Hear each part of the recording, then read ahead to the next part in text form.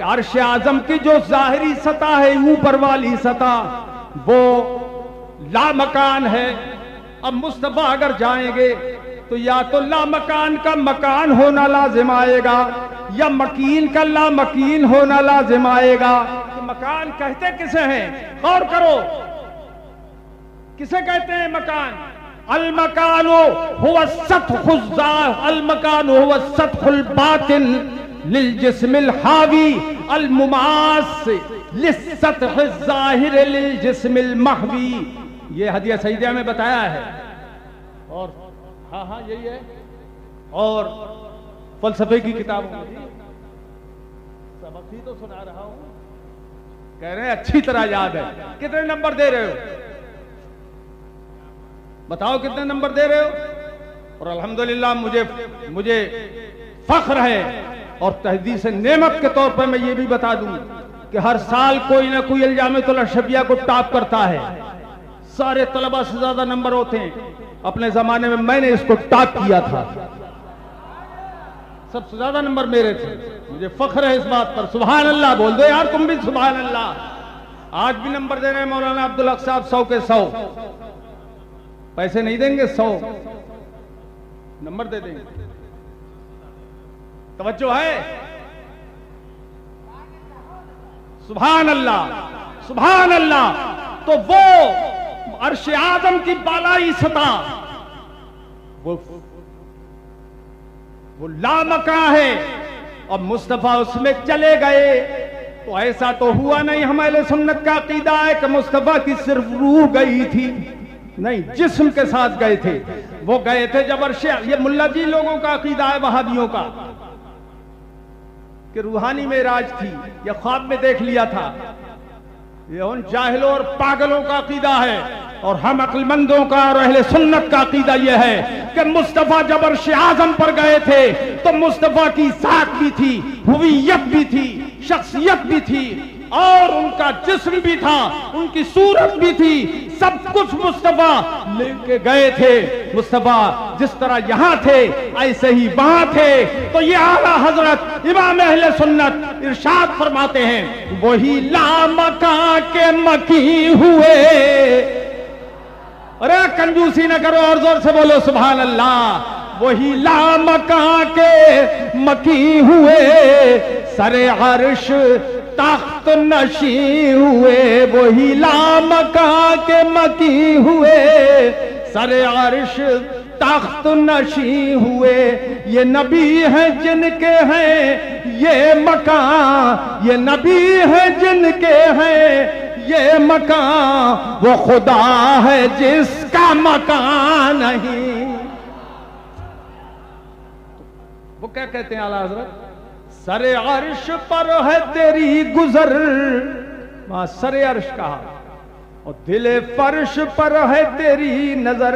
जमीन के जमाइर, जमीन के सराइर, जितने मकनूनात, जितने मदफूनात जमीन के अंदर हैं, सारे के सारे मेरे मुस्तफा की नजर के सामने है।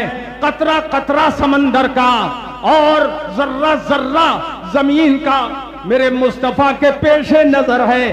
तो सरे अर्श पर है तेरी गुजर, दिले फर्श पर है तेरी नजर।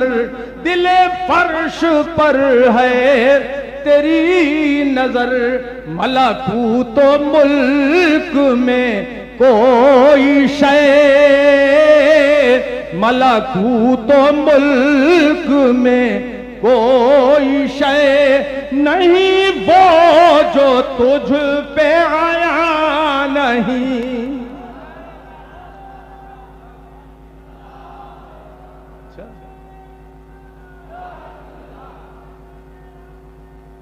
जिंदाबाद,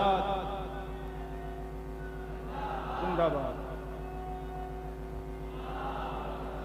वाह वाह वाह वाह। मेरे अजीजों, तो हुजूर को कैसे पता चला?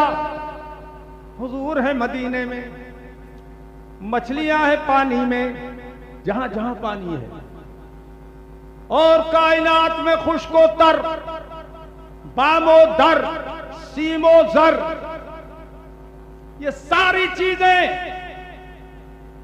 आलिम के लिए दुआए मगफिरत करती हैं और मुस्तफा सब देख रहे हैं और वो खबर दे रहे हैं। सुभान अल्लाह, सुभान अल्लाह। मुस्तफा का कोई कौल झूठ के करीब भी नहीं हो सकता। अरे वो तो गजब में बोलते तब भी हक बोलते हैं, मजाक में अगर बोले तब भी हक बोलते हैं। वहां झूठ का गुजर नहीं है, आसपास भी झूठ का गुजर बोलो ना नहीं है। अगर हुजूर मज़ाह भी फरमाए तबस्सुम फरमाने के लिए, तब भी झूठ का गुजर नहीं होता, शायबा नहीं होता। मालूम है आपको, एक बूढ़ी औरत ने हुजूर से कहा, हुजूर मेरे लिए दुआ कर दीजिए कि मैं जन्नत में चली जाऊं।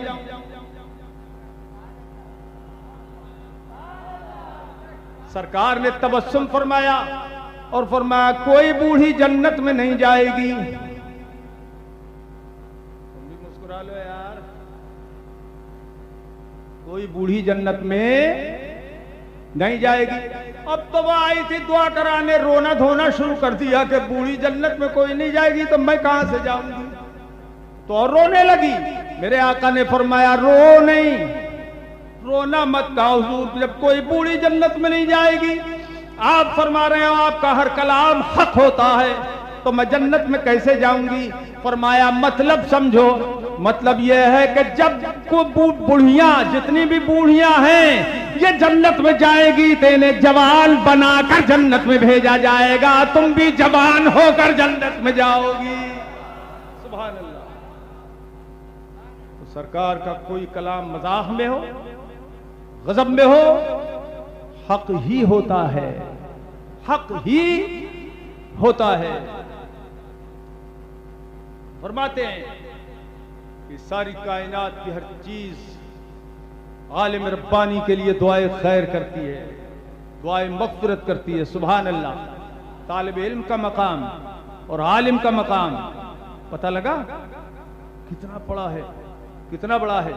तो आलिम जब अब मेहमाने खुदा है और मेहमाने मुस्तफ़ा है, तो ये तालिब इल्म जब मेहमाने खुदा मेहमाने मुस्तफ़ा है तो इसको हकीर नजर से मत देखना, इसको जब भी देखो ताजीम की नजर से देखना, ताजीम इसकी बजा लाना कि ये तालिब इल्म अगरचे छोटे कद का है, अगरचे गरीब है, मगर चूंकि ये खुदा का मेहमान है इसलिए मेरे सर का ताज है। तो आलिम की इज्जत फिर कितनी होगी जब तालिब इल्म की इज्जत इतनी है, तो आलिम दीन की इज्जत कितनी होगी। अल्लाह अकबर। और इस आयत में तो खुदाए पाक ये नहीं फरमाया लियतअल्लमू अद्दीन, दीन सीखने के लिए निकलो, ये नहीं फरमाया, बल्कि फरमाया लियतफक्कहू फिद्दीन, फकीह बनने के लिए निकलो, फकीह बनने के लिए निकलो। हमारे अजीज तलबा की तवज्जो चाहूंगा, मैं अपने अजीज तलबा की तवज्जो चाहूंगा। ये जामिअतुल अशरफिया ये इल्म का गहवारा है, बड़े बड़े जी इस्तिदाद तलबा यहां पढ़ते हैं। तो मंतिक की किताबों में बताया है नुसूबे अरबा याद कराई जाती है। उन चार निस्बतों में एक निस्बत है उमूम खुसूस मुतलक, तबायुन है, तसावी है, मिन वजहिन है, लेकिन यहां पर ये तअल्लुम और तफक्कुह और आलिम और फकीह और इल्म और फिक्र में उमूम खुसूस मुतलक की निस्बत है। मतलब क्या हुआ कि हर आलिम का फकीह होना जरूरी नहीं है, लेकिन हर फकीह का आलिम होना जरूरी है।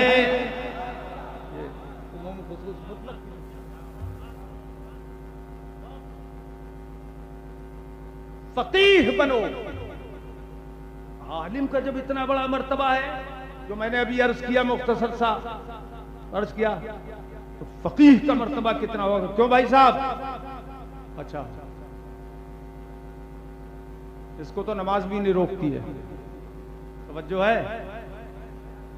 मैं एक आलिम के ताल्लुक से एक हदीस मुख्तसर से सुनाऊं। अल्लाह के हबीब सल्लल्लाहु तआला अलैहि वसल्लम इरशाद फरमाते हैं, नज़रतुन इला वजहिल गालिम खैरुम मिन इबादति सना श्यामिहा व क़ियामिहा। हदीस सुनकर सुभान अल्लाह बोल दो जरा जोर से, सुभान अल्लाह। सरकार फरमाते एक आलिम दीन के चेहरे को देख लेना थोड़ी देर, ये नजरतुन की तनवीन बराए तकलील है, मुख्तसर सा, एक सेकंड ही सही, कम से कम वक्त जो तुम तसव्वुर कर सकते हो उसमें देखना। आलिम दीन के चेहरे को प्यार और मोहब्बत से सरकार यह बरकरार फरमाते हैं कि ये साल भर तक नफल इबादत से बेहतर है।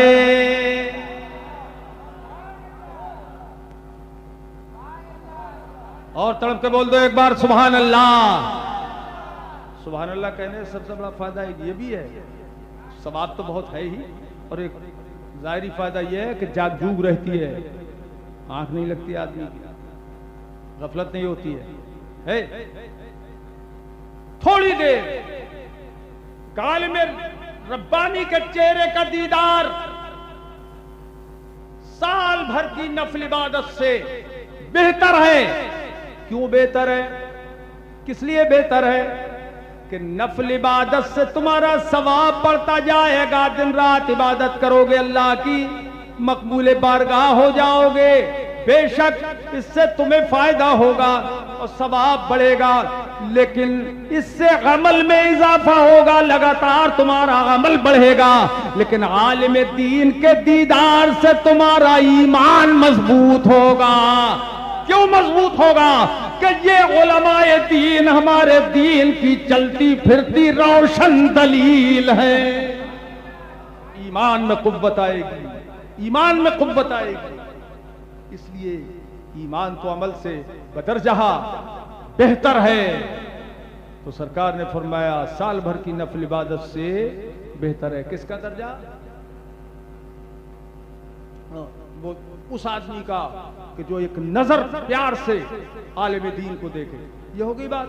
अब मुख्तसर सी बात एक और कर दूं। अब ये आलिम और फकीह में फर्क क्या है? आलिम और फकीह में फर्क यह है, मैंने अभी अर्ज किया कि उमूम खुसूस मुतलक की निस्बत है। हर आलिम का फकीह होना जरूरी,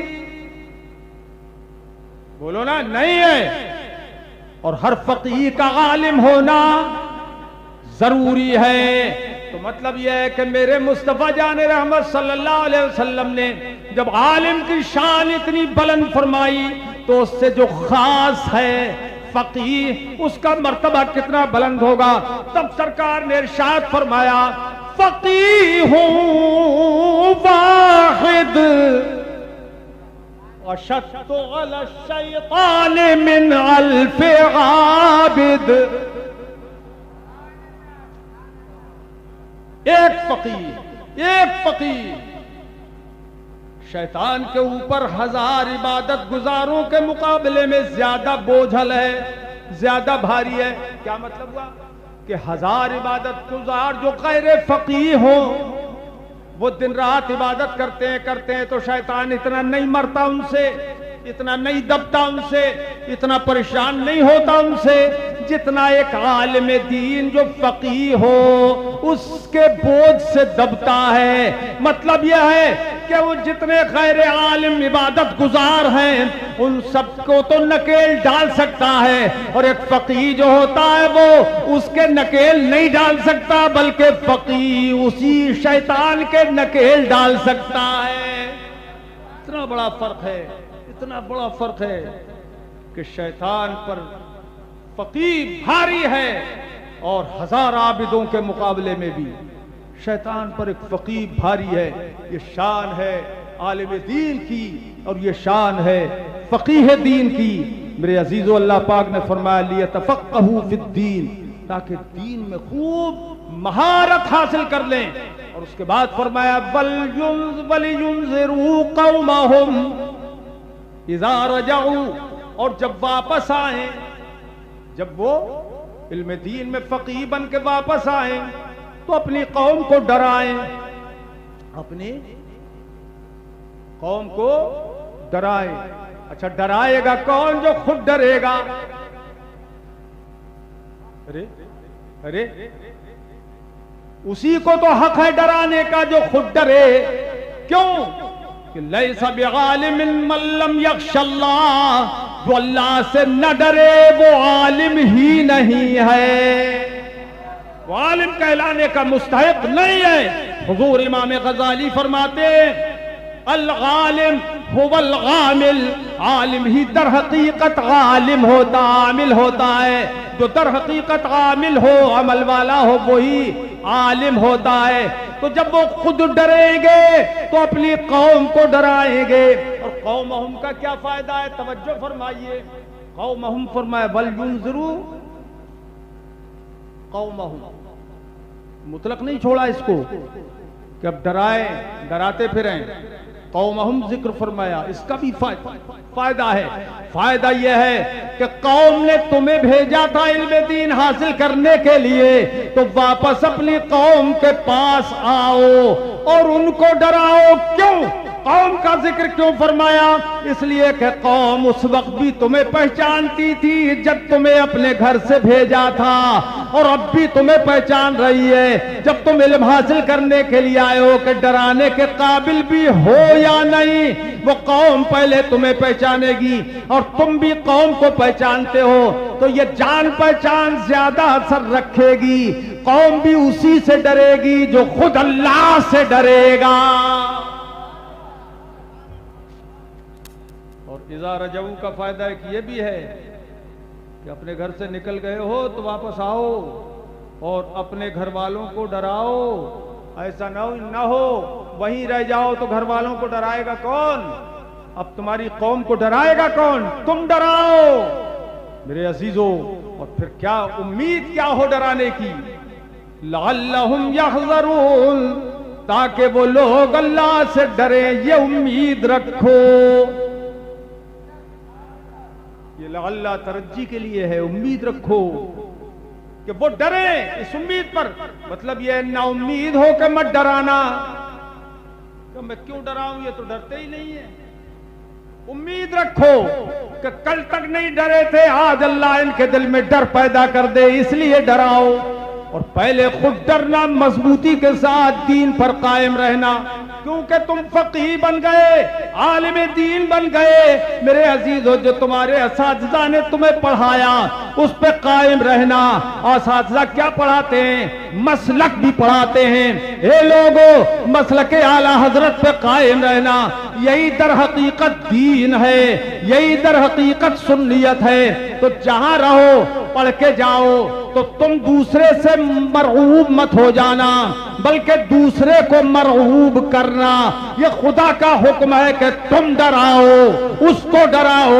ऐसा न हो कि तुम उससे डर जाओ और बेदीन हो तो उसी के पीछे खड़े हो जाओ, नमाज उसी के पीछे पढ़ लो या उससे मिलते जुलते रहो। नहीं, बल्कि तुम अपना रोब उस पर डालना, अपनी छाप उस पर छोड़ना।